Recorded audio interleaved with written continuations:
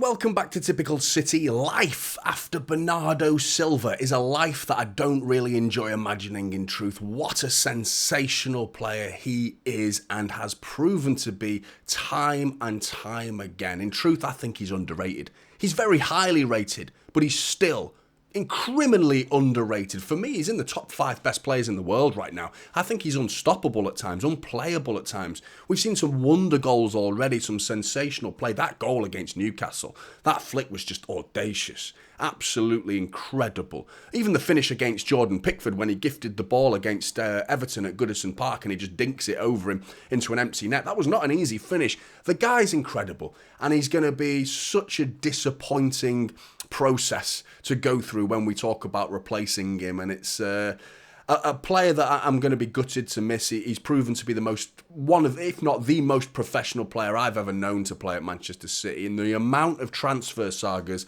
that he's faced with regards to leaving Manchester City. We're talking about 3 summer transfer windows in a row. It's Bernardo Silva's leaving, he's leaving, and he's still a Manchester City player.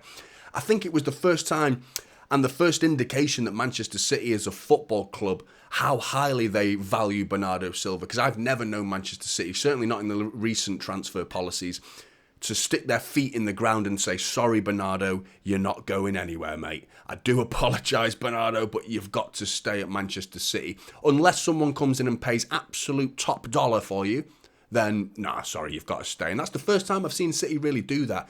And a real indication of how much they care about him and how much they value him.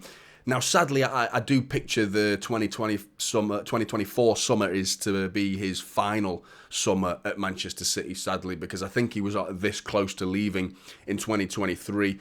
We persuaded him to stay for one more year, and he's played with the most incredible professional attitude during that time, since the start of the season, in truth.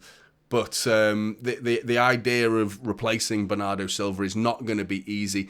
And the fact that this new contract that he's got has got a reported very affordable release clause, with Barcelona even being able to afford it. And that is apparently his likeliest destination during the summer of 2024, which is a shame. But when we talk about replacing Bernardo Silva, what do you mean? What do we mean in terms of replacing him as an individual? Because you talk about, Yaya Toure was replaced effectively by Bernardo Silva. Now you're telling me, attribute for attribute, player for player, that those two have any sort of similarities. They might play occasionally through the middle at the same time in that similar sort of spine that Manchester City's played through that. But other than that, like for like, physical like attributes, they're nothing like as players, nothing alike at all. You wouldn't ask Yaya Toure to play on the wings either. It's just unheard of to imagine Yaya Toure playing on the wide flanks of Manchester City. But Bernardo Silva came in pretty sharpish. He came in as the transition of Yaya Toure was on his way out, and Bernardo Silva came in for Manchester City. And they've proved to be very, very different players. I even remember Bernardo Silva running rings around Yaya Toure in the Champions League when he was playing for Monaco. An incredible performance, and that was the one that really put him in the shop window. And Pep said, that's my guy. Go and sign me, Bernardo Silva. And what a servant he's been.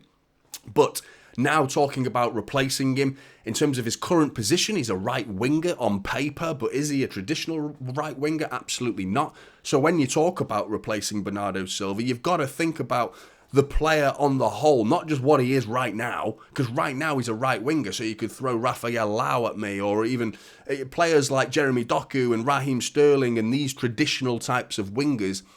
They don't replace Bernardo Silva. That's not the same type of player. We could sign a traditional winger and call it the Bernardo Silva replacement. That's if Pep's got a completely different system in mind and tries to opt for out-and-out traditional wingers instead.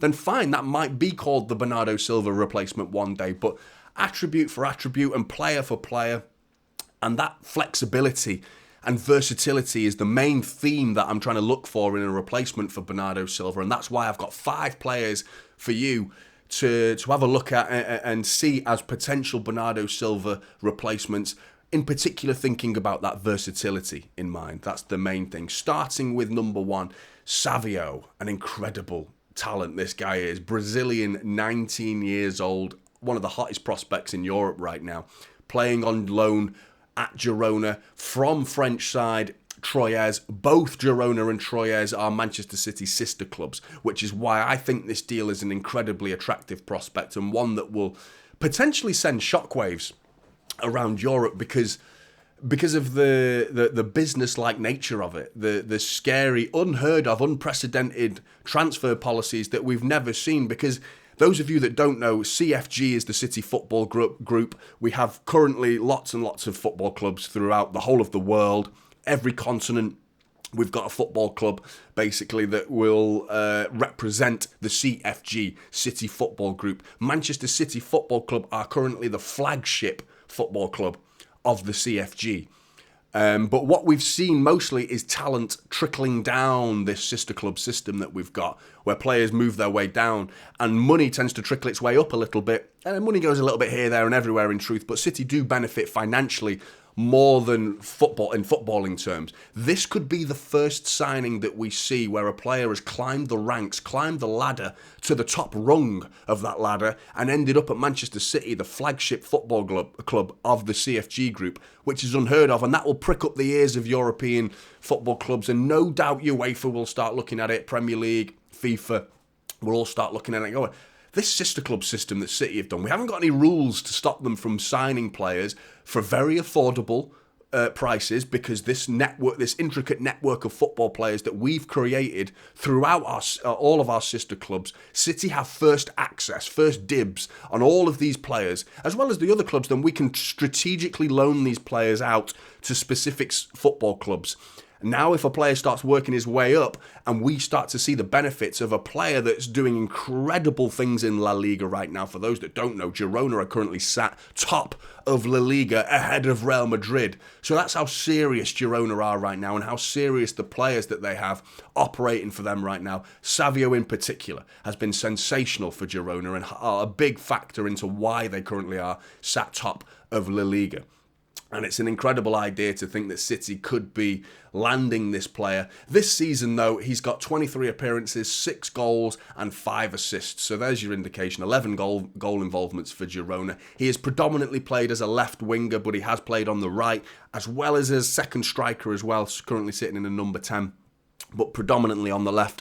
He's been brilliant for Girona. He really, really has. Whether that money that City would spend on him goes to Girona if they complete the full signing of Savio from Troyes, or he goes back to Troyes and we pay that money to Troyes, then who knows where that money is going to end up. But the fact is the money wouldn't be that high because City Football Group will be all looking out for one another, and the deal would be easy to negotiate, easy to get over the line, and very affordable. So for me, that's a certain one to keep an eye on as a potential Bernardo Silva replacement. Number 2, no particular order this, just to remind you, Dani Olmo, predominantly an attacking midfielder. He has played on the left, he has played on the right. He's 25 years old, so he's much older than some of the other targets in this list that I'm going to give you.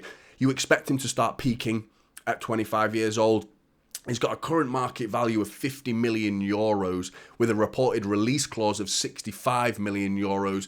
That's affordable. Very, very affordable. Whether that's the case or not, I'm not sure, but Barcelona is his reported destination this summer. Hopefully that's not the case, because I see this guy as a brilliant player. He's absolutely sensational. He's not really played that much football for RB Leipzig this season due to him being out injured since October, and he only came back from injury at the end of December.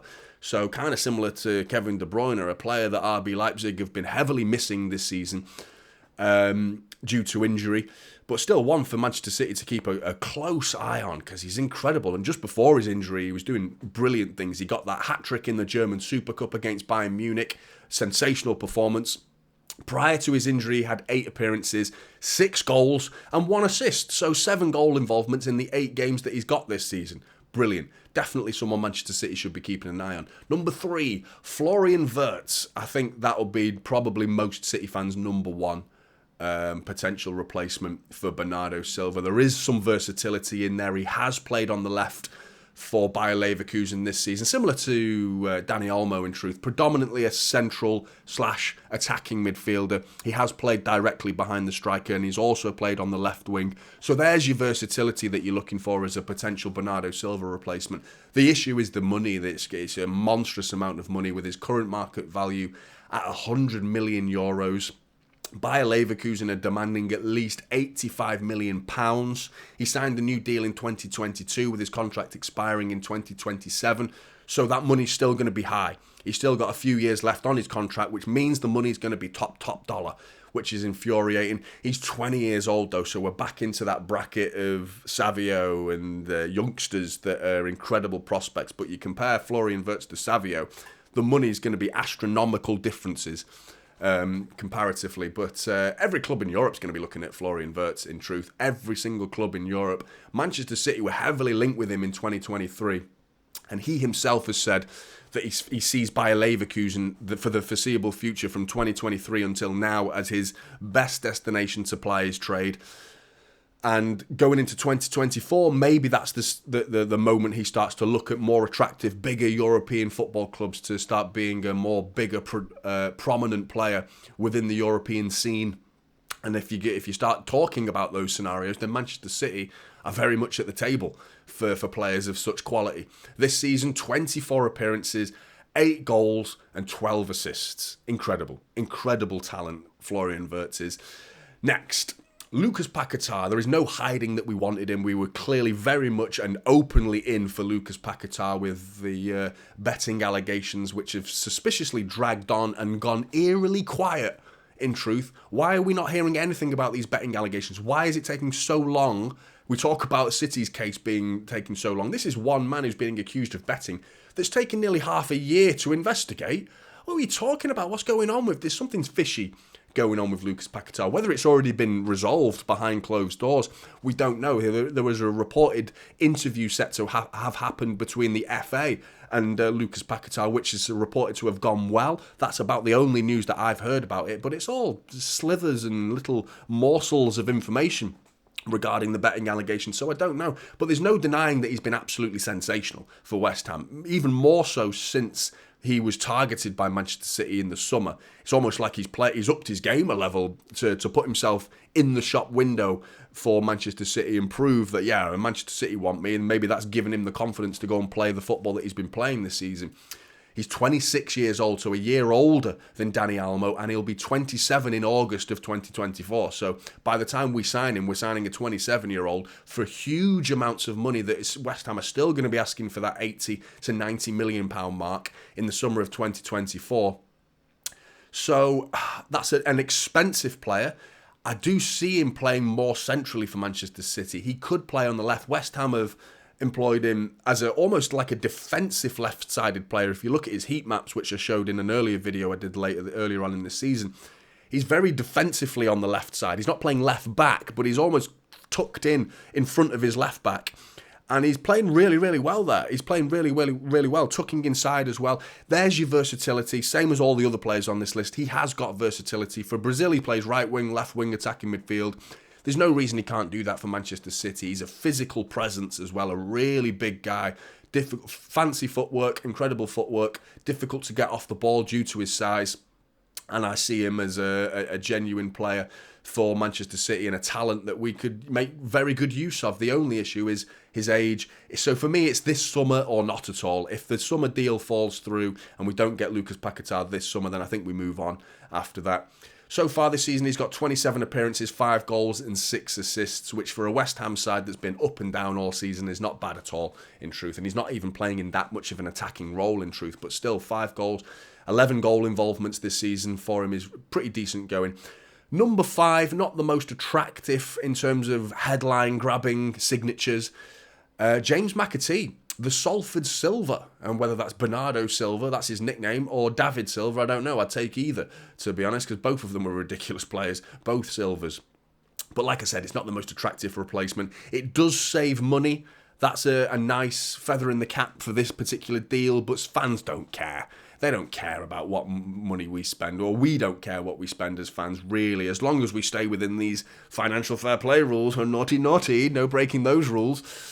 But honestly, the guy's been a shining light for Sheffield United's season. He scored a wonder goal a couple of weeks back, an absolute beauty. Top left-hand corner, top bin, sensational from James McAtee. That goal was incredible.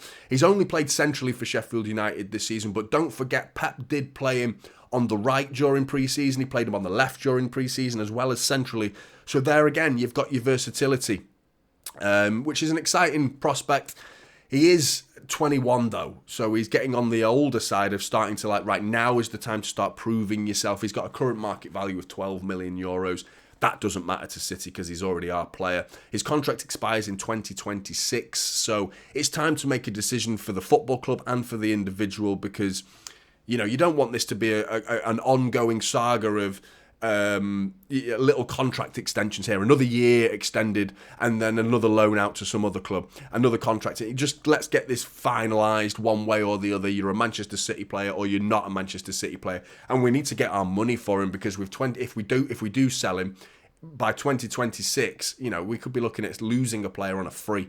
So it's in summer, I see it as City doing full business for James McAtee, whether it's signing him to a long-term contract, being a Manchester City player in the long term, or selling him permanently for a reasonable fee, I'd expect as well, because he's a very decent talent. This season, 17 appearances, 3 goals and 3 assists, so not bad at all considering the side that he's playing in. Really, really good. If you want my pick, I think we should be going for both Savio and Florian Wirtz. I see no reason why we shouldn't be going for both, because I think Savio is in the very affordable category, versatile, attractive in terms of what he can offer Manchester City. Florian Wirtz is your headline grabber, the big European signing of the summer that would be a big blockbuster, mega money signing that I think is almost a guaranteed success because of the talent that he's showing, albeit in the Bundesliga. People do write off the Bundesliga a little bit too quickly. They did that with Haaland, and they quickly ate their words there, didn't they? So I think this is the same type of player. Maybe he's obviously in a different position to Haaland, but still an incredible prospect. And I see no reason why City couldn't sign Savio and Florian Wirtz. But who do you think? There's a special mention for player like Nico Barella that I thought about, but he's only played down the middle for Inter Milan. He doesn't have that versatility, not that I've seen anyway. There's no evidence of him playing on the wings, for example, playing left back or playing right back, or all these positions that Bernardo Silva can play. I mean, that's why he's such a difficult player to replace, and a player that I'm not looking forward to replacing. There are players, like I've listed already, that are incredibly exciting, but who do you think should Manchester City replace Bernardo Silva with? Who would be the best prospect to do that job, to do that Bernardo Silva job? Who do you think? Get in the comments below. I want to hear your thoughts. Like and subscribe. Typical City is the channel, and I'll see you in the next.